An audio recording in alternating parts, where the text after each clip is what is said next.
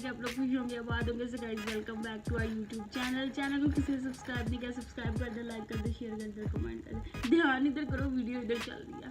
आज हम इस वीडियो में रिएक्शन करने जा रहे हैं, वो होने वाली है एक स्टोरी कलयुग की, और ये है बच्चर स्टोरी ऑफ लॉर्ड विष्णु। देख लेते हैं ये क्या स्टोरी है और लेट्स स्टार्ट। भगवान विष्णु और सदना कसाई की कहानी। दोस्तों कसाई। अभी कलयुग चल रहा है और जैसे जैसे कलयुग की अवधि बढ़ती जा रही है वैसे वैसे धर्म का लोप होता जा रहा है। पुराणों में बताया गया है कि यदि मनुष्यों को कलयुग में परमात्मा से मिलना है तो इसके लिए केवल हरिनाम का ही सहारा है। कलयुग कथा जो चल रहा है। के इस नए एपिसोड में आज मैं आपको एक ऐसे विष्णु भक्त की कथा बताने जा रहा हूँ जिसे देखने के बाद आपको विश्वास हो जाएगा कि कलयुग में हरिनाम जपना ही हरि को पाने का जरिया है, और साथ ही ये भी जान जाएंगे कि भगवान केवल मंदिर में पूजे जाने से प्रसन्न नहीं होते, बल्कि उन्हें पाने के लिए मन में सच्ची श्रद्धा और विश्वास होना चाहिए। तो वीडियो को अंत तक जरूर देखें दोस्तों। नमस्कार, स्वागत है आपका एक बार फिर द डिवाइन टेल्स पर। ये कथा आज से सैकड़ों वर्ष पहले की है। किसी नगर में सदना नाम का कसाई हुआ करता था। वो हर समय बस हरि के नाम का जप किया करता था। उसका काम भगवान विष्णु के अन्य भक्तों की तरह पवित्र तो नहीं था, क्योंकि वो मांस कटाने और बेचने का काम करता था, परंतु उस समय भी वो हरि नाम का जप करना पसंद करता था। एक दिन की बात है, सदना नगर से बाहर कहीं जा रहा था कि रास्ते में अचानक सदना के पैरों से एक पत्थर टकराया। फिर जब उसकी नजर उस पत्थर पर गई तो वो मन ही मन सोचने लगा, वाह क्या पत्थर है, इससे तो मैं मांस भी तोल कर बेच सकता हूँ। और फिर वो पत्थर उठाकर घर की ओर चल दिया। लेकिन मित्रों, आपको बता दूं कि सदना कसाई जिसे साधारण पत्थर समझकर उठा लिया था, वो कोई मामूली पत्थर नहीं बल्कि भगवान विष्णु का पाषाण स्वरूप यानी शालिग्राम पत्थर था। सदना शालिग्राम पत्थर के प्रभाव और चमत्कार से अनजान होने के कारण उसे अपनी दुकान पर ले गया और फिर उस पत्थर से वो मांस तौलकर बेचने लगा। फिर उसने देखा कि दुकान पर आने वाले लोग जितने भी वजन मांस की मांग करते, वो पत्थर उसी के अनुसार अपना वजन घटा और बढ़ा ले रहा है। इस प्रकार सदना चाहे जितना भी मांस तौलता, हर बार एकदम सही तुल जाता। अब तो वो एक ही पत्थर से सभी माप करता और अपने आप को करता जाता और हरि नाम लेता जाता।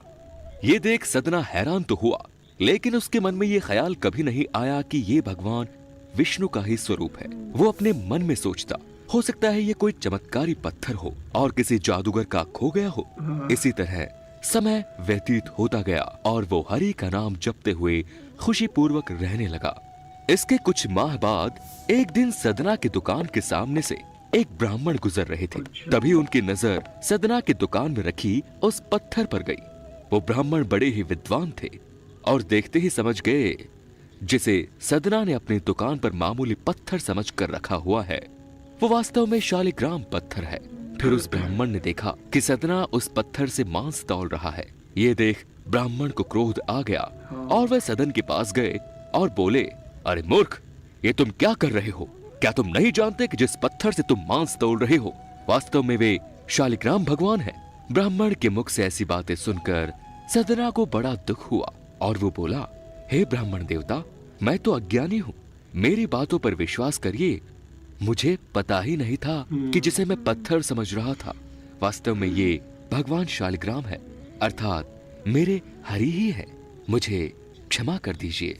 सदना के मुख से ऐसी बातें सुनकर ब्राह्मण का क्रोध शांत हो गया और उन्होंने सदना से कहा, हे वत्स, ये दुकान पवित्र नहीं है और तुम शालिग्राम भगवान को यहाँ नहीं रख सकते, इसीलिए ये पत्थर तुम मुझे दे दो। फिर सदना ने खुशी खुशी शालिग्राम भगवान को ब्राह्मण को सौंप दिया। इसके बाद ब्राह्मण शालिग्राम भगवान शिला को लेकर अपने घर आ गए और फिर गंगा जल से उन्हें नहलाकर मखमल के सिंहासन पर बिठाया और धूप दीप चंदन से पूजा की। फिर जब रात को ब्राह्मण सोए तब उनके सपने में भगवान विष्णु प्रकट हुए और ब्राह्मण से बोले, हे ब्राह्मण, तुम मुझे जहाँ से लेकर आए हो वहीं छोड़ आओ, मेरा मन यहाँ नहीं लग रहा है। ये सुन ब्राह्मण बोला, हे नारायण, आप उस कसाई के पास कैसे रह सकते हैं? वो आपके रहने लायक जगह नहीं है। इसके अलावा वो आपको बांट बनाकर मांस भी तौलता है। ऐसे में आप वहां कैसे रह सकते हैं?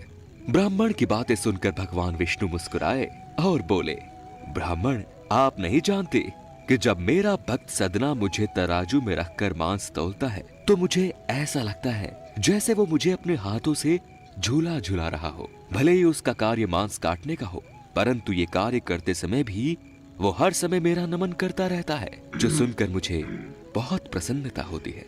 इसीलिए जो आनंद मुझे वहां मिलता है वो यहाँ नहीं मिलता। इतना कहकर भगवान विष्णु ब्राह्मण के सपने से चले गए। फिर अगली सुबह ब्राह्मण भगवान विष्णु के सपने में कही बातों को उनका आदेश मानते हुए ब्राह्मण उस शालिग्राम पत्थर को लेकर सदना के पास पहुंच गए और सदना को अपने सपने के बारे में बताने लगे। फिर वो सदना से क्षमा मांगते हुए बोले, सदना, मुझे क्षमा कर दो। वास्तव में तुम ही भगवान विष्णु के सच्चे भक्त हो। लो, अपने भगवान को संभालो। ये सुन सदना भावुक हो गया और उसने मांस काटने के कार्य को छोड़ने का निर्णय लिया। भगवान विष्णु की इच्छा और उनकी पसंद का पता लगाते ही ब्राह्मण ने भी विष्णु का तप करने का निर्णय लिया। दोस्तों, ऐसा माना जाता है कि आज वही शालिग्राम शिला बिहार के चंपारण में स्थित है और ऐसा भी कहा जाता है कि इसकी स्थापना सदना ने ही की थी, जिसके बाद वो यहाँ ही भगवान विष्णु के भजन कीर्तन किया करता था। स्थानीय मान्यताओं के अनुसार ऐसा भी कहा जाता है कि जब सदना ने इस शालिग्राम शिला की स्थापना की थी, उस समय इसका आकार मटर की तरह था, जो आज बढ़कर नारियल के आकार से भी दोगुना हो गया है। जबकि कुछ लोगों का मानना है कि इस शिलाग्राम शिला को नेपाल नरेश जग बहादुर ने उस समय वहां के लोगों को भेंट में दिया था।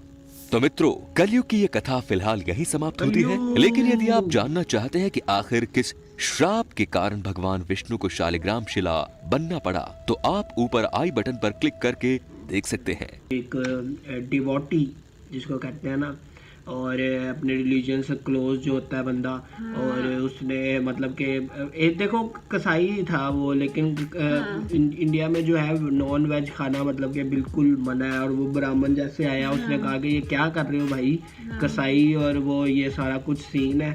तो रही बात इन सब की, तो दिल से इंसान को जो है ना अपना जो रिलीजन आप फॉलो करना चाहिए। ये सारी जो ऊपर की चीज़ें हैं बाद में आती हैं। दिल से अगर इंसान फॉलो कर रहा है और दिल से सारा कुछ सीन है, तो मतलब कि फिर सेट हो जाएगा। आप क्या कहना चाहेंगी इसमें? मैं यही कहूँगी कि बड़ी ज़बरदस्त स्टोरी थी और बड़ी अच्छी लगी। और वाकई वो मतलब दिल से वो अपने भगवान को पूछता था, वो अपने रिलीजन जो भी रिलीजन है, जो भी बंदा कोई भी जो भी रिलीजन फॉलो कर रहा है, दिल से होता है। ये बाद की जो ऊपर की चीज़ें ये बाद में आती हैं। और बाकी जो नहीं खाते वो भी अपना जो है वो उनको रहने दो, वो नहीं करते। मिलते हैं नेक्स्ट वीडियो में। मतलब कि उनके ऊपर नहीं ना कुछ बोल सकते। उनका है ना अपना, उनका अपना है ना, वो जो बहस छिड़ जाएगी सारी। फिर मिलते हैं नेक्स्ट वीडियो में, तब तक अपना ख्याल रखें। 3